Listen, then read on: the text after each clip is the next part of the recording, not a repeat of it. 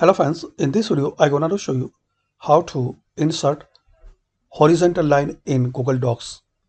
So to insert horizontal line, firstly open docs.google.com and open your document, then click on insert. Here you will find option horizontal line. So select it. That's it. Just click on insert, then click on horizontal line.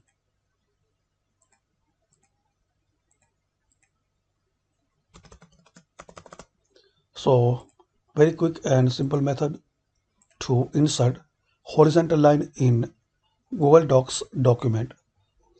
And if you want to make lined paper, so it's easy method.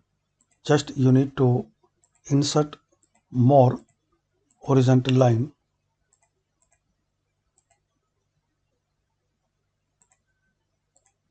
then copy that line and paste here.